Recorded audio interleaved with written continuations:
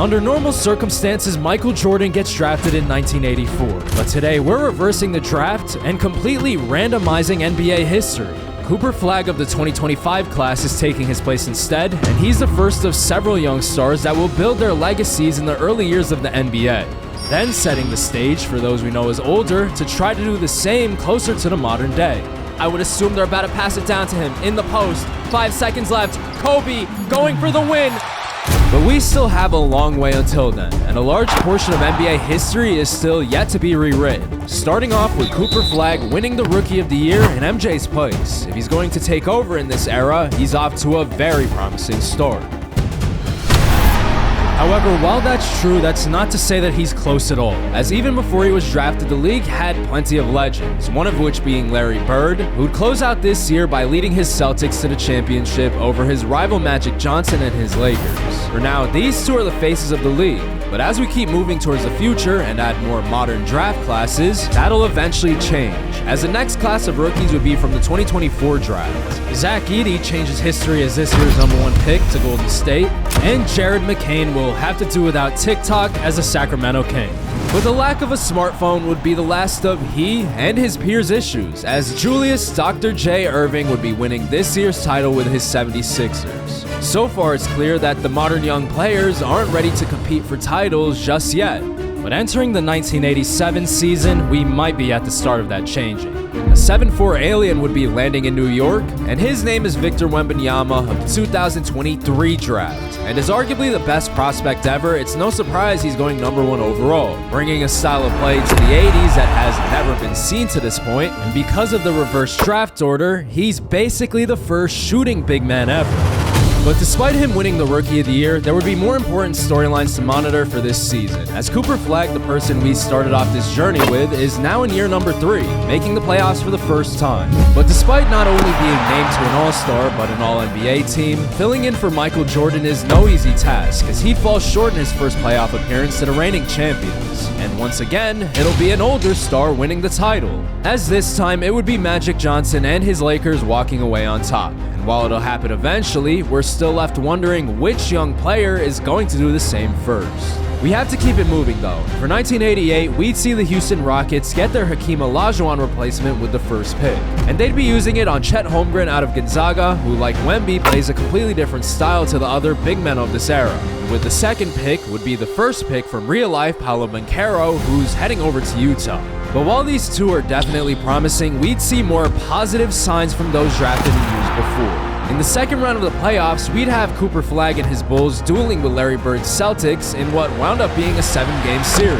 And in the end, despite Cooper falling short and Boston advancing, it's a good sign he kept it competitive. He might have set the tone for the team that would face him next, as Larry would then head into New York for the Eastern Conference Finals for a battle with Wemby, where despite Boston winning it again to head to the actual finals, it was a competitive 6-game series. Between Cooper and Victor, it seems like we're getting closer and closer to a young star winning a title. But for now, Boston would be winning the championship a few weeks later over Denver, and now we're moving on to 1989 to add more young talent to the league. And most notably, it would be Cade Cunningham, who's going #1 again, heading to Houston to team up with Chet. For the first time, we have a true duo of top 3 picks from the modern day sharing the floor on the same team. Keep them in the back of your mind. But for now, we have to urgently head back to the Windy City, as the league's MVP trophy would now be residing there, setting us up for a promising few months for the league's other young stars, as we finally have a recent draftee making their first appearance in the finals, that being the New York Knicks, led by Wembanyama. And with MVP caliber stats of his own, there's a chance that both he and Cooper will be fighting for the face of the league title after Larry and Magic. But in his way, ironically, would be the San Antonio Spurs, who have an interesting mix of past and future talent on their roster. And in what's a cruel twist of fate, they would be the ones to send Wemby home with a sweep and win this year's title. A few players from the modern day have finally contributed to a championship, but it's not the names that we initially expected. And with the 1990 season now adding the members of the 2020 draft class, it's only going to get harder and the talent pool is getting deeper. Man, you gotta compare somebody to something, but you can't compare my boy to nobody. With the first pick in the draft, the Seattle Supersonics would be keeping LaMelo Ball on the West Coast to hopefully turn around their franchise. And Technically, since the draft orders have been reversed, he's the oldest ball brother. But not to be outdone would be the Orlando Magic, who, instead of Shaq, now are building around Anthony Edwards instead. And ironically, since he's entering the NBA before Michael Jordan, the comparisons we saw in real life aren't happening. And if anything, should he play extremely well, by the time Jordan enters the league, he might be compared to Ant. But that's a long way from now, and not guaranteed in the slightest, as with Victor Wembanyama so good, the spotlight may stay on him for a while, because in the Eastern Conference Finals, we'd see both he and Cooper Flagg cross paths for the first time. And only after 7 games would we finally see a winner, as just barely New York would get past 1984's first overall pick to return to their second straight finals. But unlike last year's Spurs, who were a mix of old and new, he'd be up against the Houston Rockets, whose best 2 players would be a pair of young stars from the 2020s. The only team in the NBA that can be described as such. And this duel between the league MVP/Defensive Player of the Year and Cade plus Chet would be extremely close for the entire time, with Wemby trying to bounce back from last year, going up 3-1. Only for the Rockets to ignite in the next 2 games to tie it up. And that would set us up for Game 7, where the alien would prevent himself from being on the wrong side of history. He'd put an end to the Rockets' potential 3-1 comeback, winning his first championship. It took him 2 straight Game 7 gauntlets in order to do it, but he's definitely lived up to the hype. But with that said, it's now time to move on to the 1991 season and reintroduce some faces we know well to the 90s. Ja Morant keeps history the same by going number 2 overall, but instead of going to Memphis, who don't exist yet, he's heading all the way over to Portland instead. Now teamed up with another high flyer in Clyde Drexler. And while we're on the topic of high flyers, Zion Williamson would be going number 1 overall to Miami. It's somewhat ironic that we have an extremely strong and athletic forward playing for the Heat, as in some ways, he's reminiscent of LeBron James. Instead of 2003, he'll be entering the league in 2006 to challenge whoever's considered the GOAT by then. And that could very well be Victor Wembanyama, who's building off his championship with his second MVP and second Defensive Player of the Year award. Or it could be Cooper Flagg, who would sweep Wemby in the Eastern Conference Finals, then head into Houston, defeat him in 7, to walk away with his first championship. At bare minimum, he's the second best player in the league. And the 90s are now completely being run by stars of the 2020s. The following 1992 championship would be won by the New York Knicks, spearheaded by Victor Wembanyama for the second time in 3 years, and he'd also be this season's MVP to go along with it. In 1993, the Houston Rockets get rewarded for their resilience, finally breaking through after 2 prior losses, with Cade Cunningham and Chet Holmgren solidifying themselves as an all-time duo. And even when older stars such as Clyde Drexler, who'd win the Finals MVP after winning the 1994 championship with Portland, in 1995, as the Blazers would go back-to-back, it would be his teammate Ja Morant getting one for himself. This high-flying duo is the best example of past and future working together to make history, as they're the only team since we've started to repeat.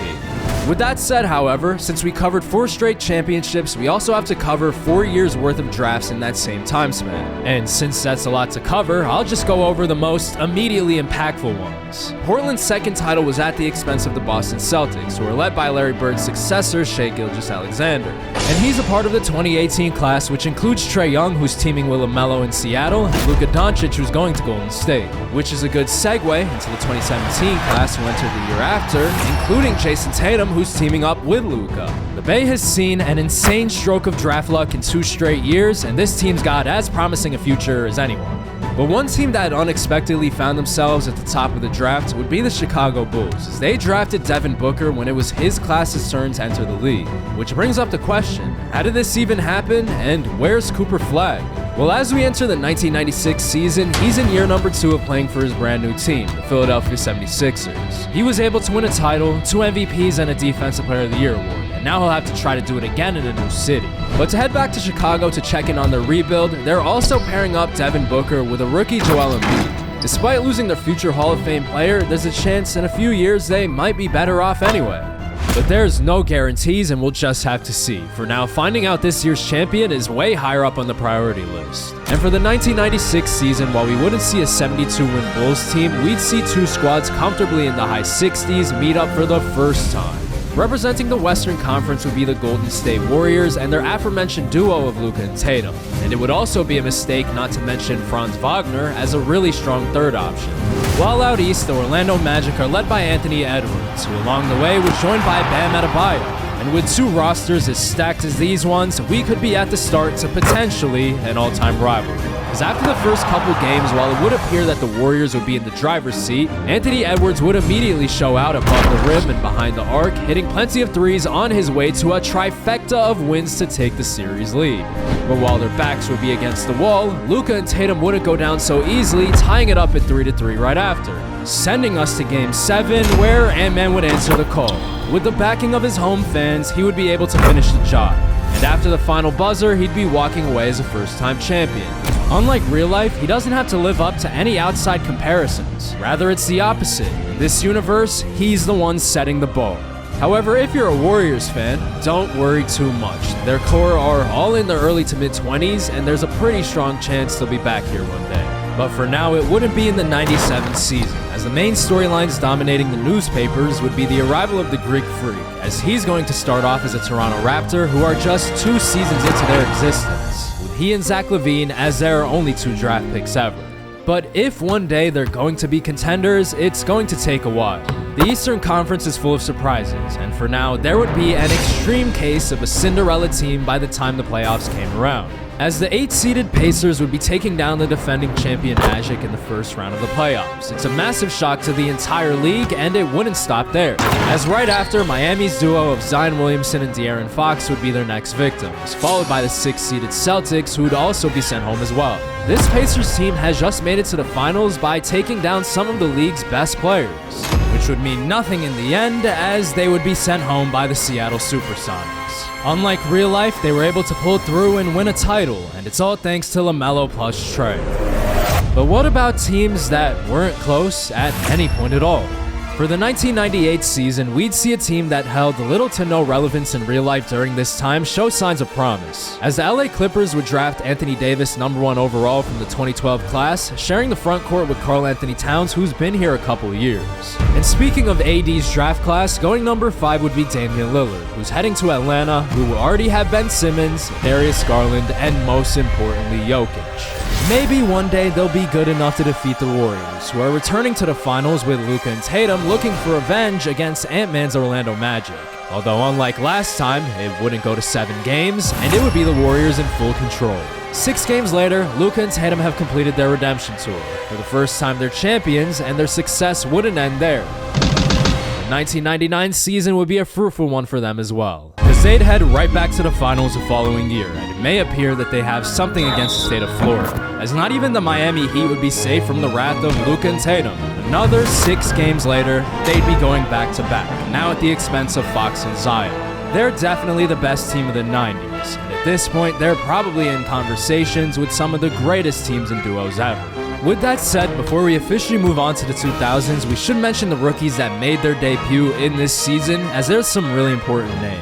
Kawhi Leonard's going #1 overall, heading to the Valley to play for the Phoenix Suns. And with the #2 pick, Kyrie Irving would be heading to the opposite climate as a Vancouver Grizzly. And maybe most interestingly, Klay Thompson is joining up with Giannis plus LaVine up north. Which of these teams, if ever, will win a championship first? Only time will tell, but for now it's time to move on to the new millennium, where you'll find the newest technology, the earliest forms of social media, and the baggiest shorts in NBA history. But while the league's on-court fashion would be changing, we'd see a very familiar face win what's now his 2nd MVP. Around this time in real life, the Warriors as a franchise didn't see much success, so for them to have 2 stars looking for a three-peat, it's nothing less than a huge turnaround. But out east, we'd see a team known for success in the 80s and 90s in the complete opposite situation, as this entire time the Detroit Pistons haven't done anything. However, with the drafting of future All-Star DeMarcus Cousins, and more importantly an all-time draft class coming up in the summer, the Motor City could see an extreme turnaround. But for now, we have to fast forward to the finals for matchup #3 between Golden State and Orlando, with each team winning one against the other in their prior 2 appearances. And as far as taking the lead, it would be MVP Luka and Jason Tatum flying ahead to go up 3-1, now on the brink of the first three-peat in decades. But what would ordinarily be an insurmountable comeback is now possible thanks to the extreme depth of overall talent in the NBA. one that benefits Orlando a ton, as along with Ant-Man, they've recently signed Jalen Brunson to form a big three that also includes Bam Adebayo. So as such, these three would even up the series in the next 2 games, sending us to another Game 7, which in the past worked out well for the Magic, as back in 1996 they won a title in this exact same situation. But this time, it's not so clear, as in said Game 7, the final 2 minutes of the game would see each team separated by just 1 point. Will Chapter 3 of this rivalry end with a Warrior three-peat, or will Ant-Man win his 2nd title, ironically defeating Golden State to lead his team to the first ever 3-1 comeback in the finals? Here we go, 2 minutes remaining in Game 7. Orlando trying to complete the 3-1 comeback. The floater by Ant-Man is good. He gives the Magic a 3-point lead. Golden State going the other way, trying to three-peat. Luka with it now. The pass over to Franz. He has the mismatch. Being guarded by Jalen Brunson. He dunks right over the top. Orlando calls a timeout. Looks like both teams have their proper starting fives in the game now. Ant-Man driving to the basket, tries to respond, he misses the dunk, it rolls back in. 2 straight buckets from Ant-Man, one of which the unconventional type. Franz now with it, good defense by Ant-Man, pushing him. Not much happening for Golden State on offense, it's an offensive 3 seconds. Edwards with the two-way sequence, the 1996 champion, if I'm remembering the years correctly. A few huge plays down the stretch. If I had to guess here, Ant-Man's about to get a screen. Here we go, Looney sets it. Ant-Man with some space, he's gonna pull up at the mid-range, it's good. A huge takeover down the stretch, and the Magic are up by 5. Franz trying to respond. He's driving left, Ant-Man with the defense. It works out. Luka and Tatum don't get a touch, but it's only a 3-point game. Ant-Man getting all the usage down the stretch. They're running the same play from last time. This time it's Bam who's gonna set the screen, even more space. Ant-Man with another pull-up from the same spot to the same result. He is truly taking over down the stretch. The 2K AI going to Franz instead of Luka or Tatum. The ball finds Obi. He misses it, rebounded by Looney. The ball finds Brunson. And a few free throws later, the Magic would be starting off the new millennium with a championship, their 2nd in franchise history. And it's no surprise that both have coincided with the arrival of Ant-Man. And ironically, they're the first team ever to come back down 3-1 with the Warriors on the other end. But that's not going to be the only ironic moment we see as we approach the modern day. The 2001 season is up next, and with it, a legendary set of rookies would make their debut. All starting with Steph Curry, who's heading to Philly, who haven't won a title since Dr. J and Moses Malone in the 80s. If there was ever a person to turn a struggling franchise around, it would be him. But while they missed out on the chef, the Pistons probably wouldn't complain with selecting James Harden. And with another lottery selection on the way in next year's draft, the Pistons are looking extremely promising all of a sudden. But most importantly, while both he and Steph are known as some of the league's oldest in real life, it's those we know now as young stars in that situation instead. Cooper Flagg is now heading to his 3rd team, the Los Angeles Lakers, at the age of 36, pairing with Paul George, who's in his 2nd season. But for Cooper, his final stop wouldn't be much in terms of contending. Instead, it's the last page of what's a very important chapter in early NBA history that saw him win several important awards, including a championship. He's not only lived up to the hype, but he's also given the stars of the future a good bar to aim for if they're shooting for greatness. And that includes Anthony Davis and Karl Anthony Towns, who would be leading their Clippers to their first ever championship. And to add a layer of irony, they would be defeating Cooper Flagg's former team, the Chicago Bulls, who are now led by Devin Booker and Joel Embiid. In a league with as much parity as ever, it's good to get at least one title. There's no guarantee you'll ever be back in the finals, and a good example of that would be Victor Wembanyama, who hasn't returned to the finals since he won his 2nd title back in 1992, and now at age 34 is past his prime. But that's all fine, because while he only has a few years left in his career, with those 2 titles he's also walking away with a record for Defensive Player of the Year awards, and is currently tied for the all-time lead in MVPs with 6 with Magic Johnson, who sneakily had a better career in this universe than in real life. His resume is already insane. By the time he's truly done, he could perhaps be seen as the GOAT. To focus back on the 2002 season, before we find out who's winning the championship, we had to head right back to Detroit, as with the 1st overall selection, they would be pairing DeMarcus Cousins and James Harden with Derrick Rose. There's a chance that the titles they missed out on in the past will be paid forward in the future. But to focus on the now, to close out the season, we'd see Larry O'Brien head to the Valley of the Sun as Kawhi Leonard's just won his 1st title with Phoenix. And in the case of his opponent, it's good that social media isn't so prevalent just yet, because as the Bulls just lost in back-to-back seasons. So with that done, 2003 is upon us, and while it won't be LeBron's draft class as usual, it would be the clear-cut best player from 2007 heading to Dallas. But even though Kevin Durant's an all-world talent, you gotta wonder if one day their GM will trade him away out of boredom. Only time will tell, and he's only a rookie, so for the time being, we're keeping the focus on a developed star, one who could become the greatest of all time. Giannis Antetokounmpo, which is a bold statement on the surface, but makes sense when you realize he's not only winning MVP, but also Defensive Player of the Year. And that's especially historic, as in this universe, only he and Wemby have done as such. And these 66-win Raptors would be heading to the NBA Finals in June, and with Giannis flanked by two sharpshooters in Klay Thompson plus Zach LaVine, it should be no surprise that the former champion LA Clippers would have nothing for him. Giannis and the Raptors would be winning the championship in 6 games, and he's completed perhaps the greatest season ever.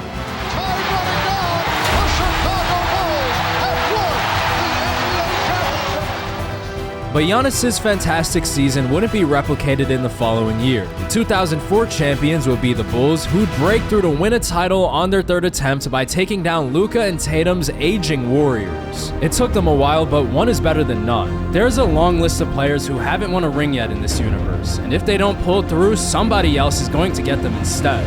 And speaking of ringless players, now would be the time to introduce Chris Paul, who's heading to New York for the 2005 season. And it may be the most ironic turn of events we'll ever see, as in this universe, he's the one mentored by Victor Wembanyama, who's retiring at season's end as the #1 all-time leading scorer and three-point shooter. However, due to the slower-paced style of the 80s, 90s, and 2000s, none of these records are unbreakable, so keep that in mind. Either way, it's time for the NBA Finals between the Denver Nuggets and Philadelphia 76ers, featuring 2 stars from what would have been the 2009 draft. However, there wouldn't be much to talk about here, as Steph Curry plus Kevin Love would be walking away unscathed with a sweep. And it's also worth mentioning that for a 7th straight year, we have a brand new champion. Repeats are extremely rare, and three-peats have been non-existent. But that would not stop a certain someone from making history. Giannis would have his best year en route to his 4th straight MVP award to close in on Wemby and Magic's record 6. And while they weren't consecutive, he's also tying Wemby's Defensive Player of the Year record with 4 with time to spare at age 29. So as a result, certain teams would be building towards the future to take advantage of when he's finally done. 2006 top rookie would be Dwight Howard, who's pairing up with Chris Paul in New York. And if anything, more teams should adopt this strategy. Any sort of spotlight that would shine elsewhere would quickly go right back to the Greek Freak. Despite only being the 4th seed, he would be upsetting Steph Curry's #1 seeded reigning champion 76ers in the 2nd round after 7 games. And he'd carry that momentum all the way to this year's finals against the 2002 champion Suns, where he'd then go up 3-1, almost blow it by allowing Kawhi to tie it up right after, just to win another Game 7 to give him title #2. With the help of Klay Thompson and Zach LaVine, the stars have aligned for Giannis to not just become the league's best player, but potentially the greatest of all time. But how long will his run last? The 2006 draft lottery is upon us, featuring the franchise-changing talents of the 2003 class. Somewhere along the line, Minnesota, I don't know who they traded for, I don't know when they traded the pick. Somewhere in the past they messed up because Houston has the 1st and the 4th pick. And while this sort of thing happens often, it's never been to this magnitude. Not only is LeBron a rocket, but so is Carmelo Anthony. And with both averaging around 19 points per game in the 2007 season, on a playoff team with some good supporting pieces, the Rockets' future looks extremely bright. However, with those two on a good team from day one, their stats aren't as crazy as Dwayne Wade, who's all alone in Los Angeles. It's been almost 20 years since their last title, and the last star to grace their uniform, Paul George, has left in the offseason. So for now, Wade would be the Rookie of the Year on a team starting over completely from scratch. But there's levels to NBA awards. The Rookie of the Year is nothing compared to what Shea would accomplish, as he'd overtake Wemby for #1 all-time in scoring. While he's still ringless entering his mid-30s, he's had a better career than a lot of champions. But again, levels. The league is still pretty clearly ran by Giannis. The Raptors would be heading to the finals for a 3rd time in 5 seasons, coming off his 5th straight MVP. However, while last year's finals ended in a relatively regular/simple fashion, this year would be much more complex, as Giannis would be going to Game 7 again, this time against Kevin Durant's Mavericks. As you'll see in just a moment, they have a really good roster that's kept the game tied entering the final 3 minutes, despite being the clear underdog. So Giannis is going to win his 3rd title, 2nd in a a row. And live up to the hype that comes with being a potential greatest of all time candidate, it'll come down to how he responds in his toughest challenge yet. Here we go. NBA Finals Game 7, 2007. 3:18 left on the clock. Kevin Durant's gonna walk it up the floor being guarded by Klay Thompson, his teammate from another universe. 12 seconds left on the shot clock. The offense has stalled for Dallas. Kevin Durant with the size up. Not much happening. Driving into the paint, the wild layup is off. Giannis with Kemba Walker in front of him gets all the way to the paint and makes the layup. It's a 3-point lead for Toronto. On the floor for Dallas, it's Kemba, Durant, Brandon Ingram, Julius Randle, and Brook Lopez. Looks like they're running a play for Durant. A clean look from 3 at the wing, and we're all tied up. And on the floor for Toronto, it's Colin Sexton, Zach LaVine, Klay Thompson, Derek Favors, and the 5-time league MVP Giannis, who hits his second straight shot to give Toronto a 2-point lead. Kemba Walker's gonna pull up from 3. It's off. It's rebounded by Favors, and it finds Giannis on the break. He's gonna slow it down. Never mind, he's gonna go all the way to the basket. He misses the layup, gets his own rebound, and puts it back up and in. 40 points on the game. He is cooking Randle. And Randle at this point, he's probably in his mid-30s. Kevin Durant all the way, responds, keeping Dallas in it. Colin Sexton with it now at the top of the key over to Klay. He's being guarded by Durant. He's trying to dribble and ISO on him. The ball finds Sexton again. Looks like they're running a play for LaVine. An ounce of space at the top of the key. Another rebound by Giannis. His 4th straight bucket. He is going crazy. He is taking over in the clutch. Nobody has the answer for him. Kevin Durant passes it over to Randle. Randle passes it back, although to the other team. The pass down to Giannis on the fast break. Toronto is pulling away. Partially a collapse by Dallas, but equally as dominant is Giannis on the other end. Looking for championship number 3 with 59 seconds left. In front of the Toronto crowd, they're running a play for Brandon Ingram. A clean look from 3. It's only a 3-point game. Even though the sky appears to be falling for Dallas, they're still right in it. Klay Thompson all the way, blocked by Durant, and it's picked up by Lopez. He throws an outlet over to Randle. A full court pass, dangerous, over to... Oh my God. What is this game? They pass it into LaVine with 30 seconds left. Dallas does not have to foul, although it's 2K, so you can't really rule it out. Apparently you can't. What is this game? Dallas calls a timeout off the Zach LaVine poster with 23.9 left. It's a 3-point game, 1 possession. Can tie it up with a 3. Plenty of shooters on the floor for Dallas. The ball finds Ingram. They're going into the post. Is Dallas going for a 2? They kick it out to Kemba Walker, the spin move, pump fake, over to Julius Randle. Randle at the top of the key, 10 seconds left. A lot of time coming off the clock. Durant with the pump fake, sizing up. He's gonna pull up from 3. It's off, rebounded by Giannis. And they were not in the bonus, which means that even though he's fouled, there's another inbound. Kemba Walker went for the steal, and that's gonna do it. And the Toronto Raptors would be going back to back. It's very ironic that one of the league's youngest franchises is one of the most successful ever. And it's all thanks to Giannis, Klay, and LaVine, who each stepped up in a huge way to win their 3rd title in a 5-year span. But in the case of Kevin Durant, now that he's lost in the finals in his early 20s, he has to keep his suitcase packed. However, he can take solace in knowing that nobody else would have the answer for the Greek Freak either. The 2008 finals would see the Timberwolves take a shot at it with Russell Westbrook and Paul George as their duo. But while these two are destined to be teammates in any universe, so would their eventual defeat at the hands of the Raptors, who are completing the first three-peat since the 60s and keeping Giannis' perfect 4-0 finals record intact. But in order to keep said record flawless, would it be better to lose in an earlier round? Because he would find himself in quite the predicament in the 2009 Eastern Conference Finals. The Charlotte Bobcats and a recently signed 33-year-old Jokic would drop a meteor onto the Raptors, being the first team ever to eliminate them in years. The dark reality of the NBA is you never truly know when your window will slam shut. No matter how promising a team may be or how good they were in the past, there are truly no guarantees in terms of winning a title. And that line of thinking would also apply to the Bobcats a few weeks later, as they'd be losing to the Wolves in the finals. Westbrook and Paul George would have been drafted around this time if the draft order was the same, but because it's reversed, they have almost a decade of experience under their belts. History's completely changed, and it's not going to stop, as the 2010 finals may be the most loaded ever in terms of star power. The 76ers and Rockets would be meeting up, giving us a familiar Steph and LeBron duel while including the added twists of their co-stars. But what's extremely different from real life is that the Chef and Kevin Love are far more experienced with plenty of years and a prior ring to their names, while LeBron and Melo are here for the first time. So as a result, this one wouldn't even be competitive. The Rockets are being swept, and Steph Curry has championship number 2. However, despite their loss, both Melo and LeBron did open up the Pandora's box for their specific draft class to compete for titles. And that would be evidenced by the 2011 finals, where we would see the other two stars from that draft compete for championships on two completely different teams. On one end would be the Lakers, who go as far as their duo of Dwayne Wade and Yao Ming will take them, and with home court advantage in the series, they're easily the favorites. But on the other end would be the Charlotte Bobcats, who are returning to their second finals. And despite having a bunch of big names, they don't have a single player averaging 20 points per game. But if there was an award for a team that seemingly came out of nowhere to become dominant, not only should it be named after them, but it should be placed right next to their championship trophy, as they pull off the upset and continue the Lakers' 25-plus year title drought. In the past couple years, we've seen a ton of new faces in the finals, but as time turns the page onto a new era, we'd be seeing one from the past close. Extremely recently, Golden State's iconic duo has retired with 3 rings to their names. And the same could be said about their rival from that time, Anthony Edwards, who has 2 of his own, as well as Ja Morant, who spent 20 years with the Trailblazers, won 2 championships, and like everyone other than Jason Tatum, is in the top 5 scoring of all time. But that's no slight to him, as right now he's a 3-point king. It'll be hard for those drafted in recent years to live up to that standard, especially considering how good certain teams are right now.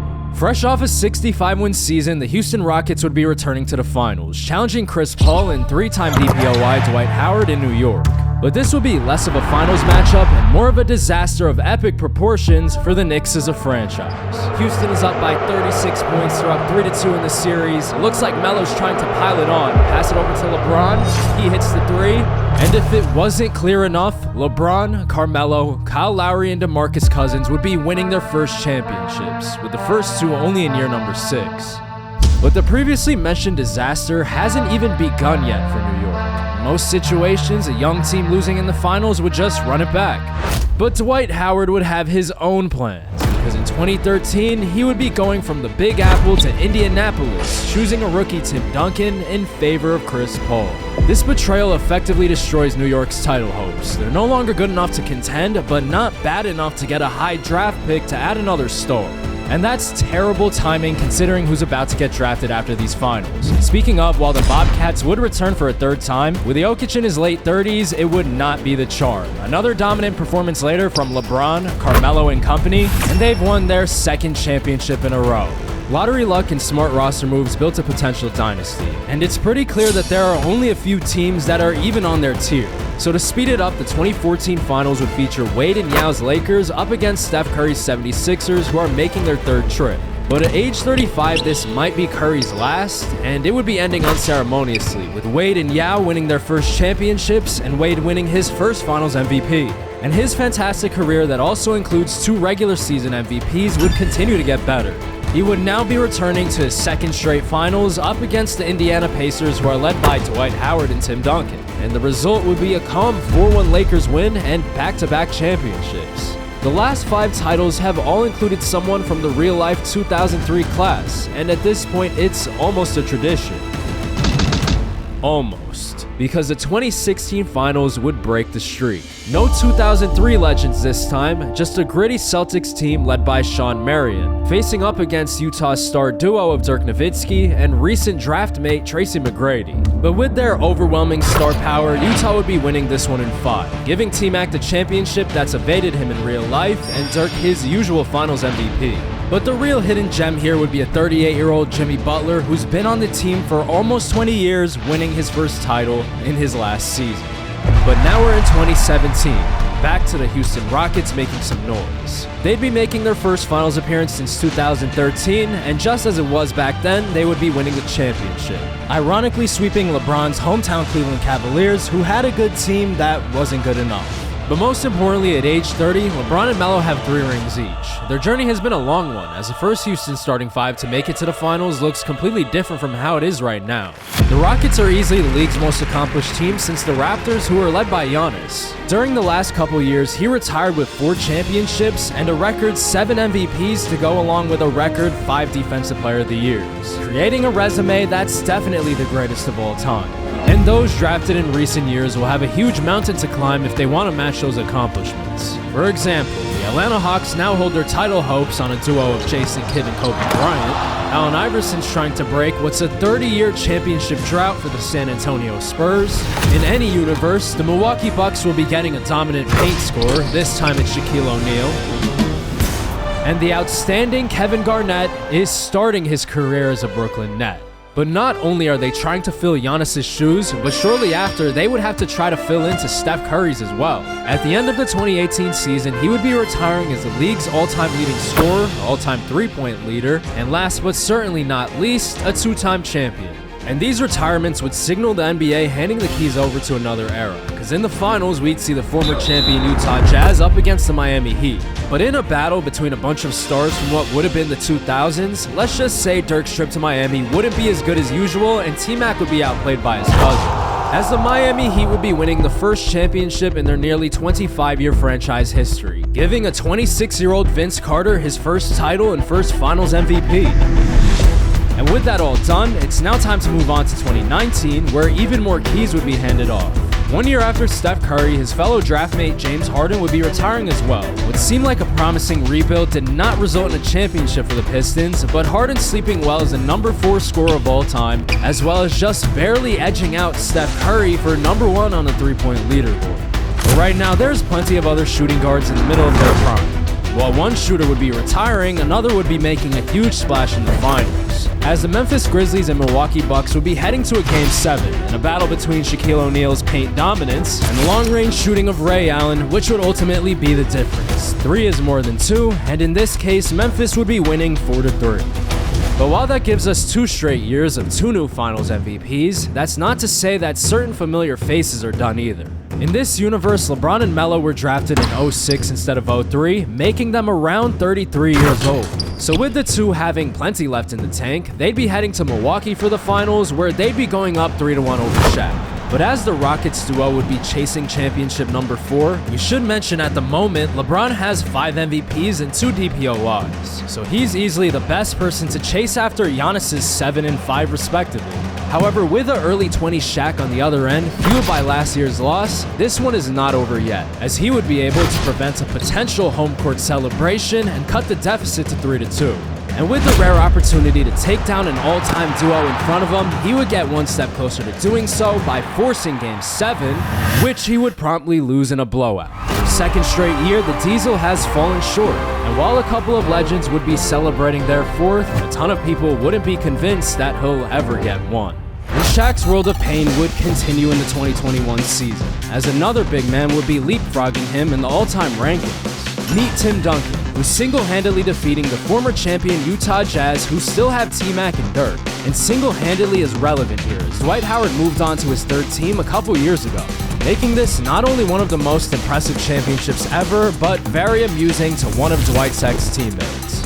And that now brings us to 2022, just a few years shy of Michael Jordan bringing us full circle after we kicked things off with the 2025 class in his place back in '84. And the focus for this season would be 2 stars who often come up in the same breath, as nothing else would matter compared to this year's finals matchup. Kobe Bryant's Atlanta Hawks making their first appearance, and LeBron James's Rockets looking for title number 5 in their 6th. And it would be a disservice to not mention their right-hand men. On Kobe's side, the all-around play of Jason Kidd, and for LeBron, his ever-reliable wing scorer, Carmelo Anthony.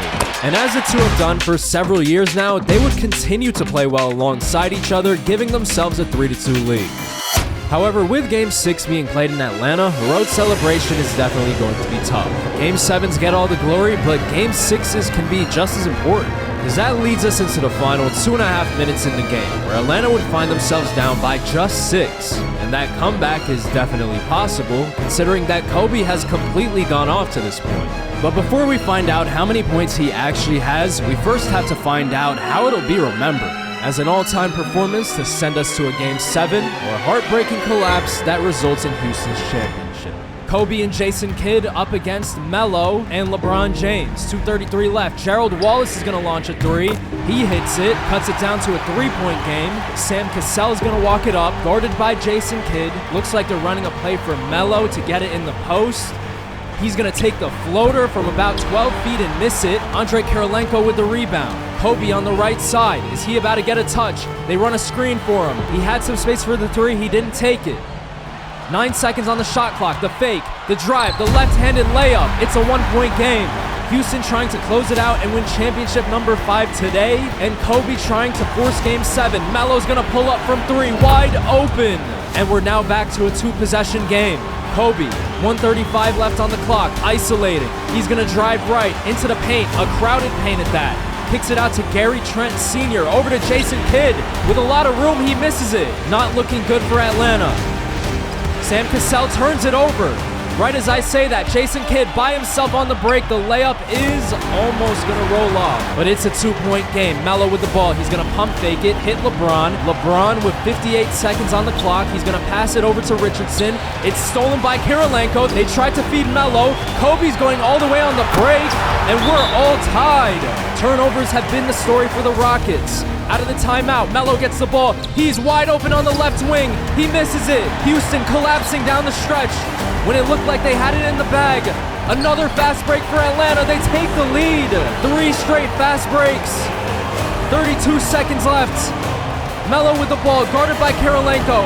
He's gonna drive right. It's blocked by Kirilenko. It's a scramble. Houston's calling another timeout. It's Zach Randolph with the inbound. They pass it over to Melo. A couple fakes. Kirilenko bites. Nothing happens. The pass over to LeBron on the wing. He's gonna feed Sam Cassell. The 1 dribble pull-up for the tie. It's good. Atlanta calls timeout. We're going the other way. 15.8 left. Jason Kidd with the ball. Kobe on the right side. I would assume they're about to pass it down to him in the post. 5 seconds left. Kobe going for the win. The right-handed layup is good. 1.4 left. No more timeouts left. Sam Cassell from full court for the championship. Good if it goes. He misses, and we're going to game 7.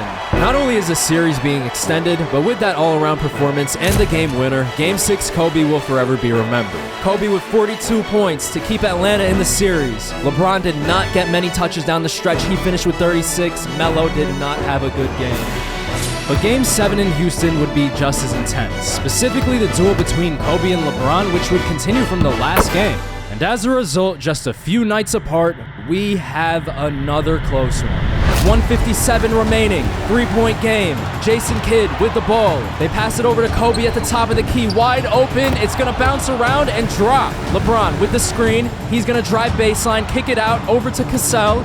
Cassell over to Randolph, over to Richardson, over to Melo in the corner. A lot of ball movement. He hits the 3. It's a 4-point game. Jason Kidd calling the play, getting the screen from Kirilenko. 15 on the shot clock. Looks like Kobe's coming up the left side. They pass it over to Wallace instead. Wallace over to Trent Sr. Trent over to Wallace. Jason Kidd calling for it on the left. The offense has completely stalled for Atlanta. Tough shot. It's off and rebounded by James. 1:02 left. Houston, it's not over yet, but they're in position. It's off. As we saw from last game, it's not over till it's over. The lob over to Kobe. It's stolen by James. The pass over to Cassell on the break. Good defense by Jason Kidd, but a foul. Home court advantage may be the difference. Cassell hits the first. Ironically, he's one of the younger players on the team. He's probably about 25, while LeBron and Melo are about 34, 35. He hits both. It's a 6-point game. Will we see even more heroics from Atlanta down the stretch, or have they ran out of gas? 44.6. Trying to find somebody. They hit Kirilenko over to Trent. A lot of passing. Atlanta's confused on offense. Jason Kidd gets the ball in the wing. A couple of fakes. Kobe does not get a touch. They pass it down to Kirilenko. The layup is in. 31.5 left. Atlanta's gonna need a steal or some missed free throws. Richardson at the line. First free, he missed it. Quentin Richardson. Second free throw is off as well. Kobe with the ball. 27 seconds left. 20 on the shot clock. He's gonna pass it over to Kirilenko, over to Jason Kidd. It's ripped by Cassell. Bodies on the floor. Cassell makes a dive for it. It's out of bounds and back to Atlanta. 17.6. Houston is a stop away. Atlanta desperately needs a 3. 11 seconds on the shot clock. They pass it in. The pass over to Jason Kidd, wide open. He misses it. It's rebounded by Richardson. He's fouled again.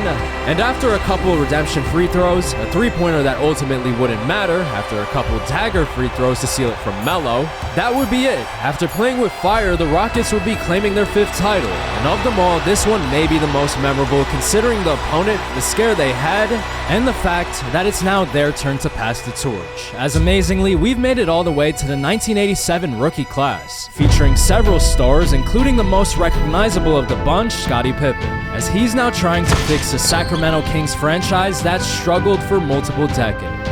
But what really seals the deal for LeBron and Melo is that the next few championships would all be won by different teams. So with his resume now set in stone, it's really between LeBron or Giannis as far as who's the greatest of all time.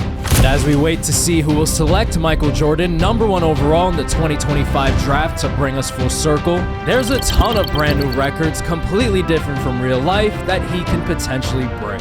LeBron James is #1 all-time in points. Field goals made, Giannis is #1. Three-pointers, James Harden. Free throws, Shea. Rebounds, Wilt and Bill Russell. Their records have remained untouched. Assists, it's Luka. Anthony Davis played forever. He's #1 all-time in blocks by a lot. Shea's got the most steals. Ja's got the most minutes. And starting off with Cooper Flagg, who was drafted in 1984. Here are all the players that made it into the Hall of Fame. Every single one of these players, a legend. With the first pick, the Philadelphia 76ers select Michael Jordan from the University of North Carolina.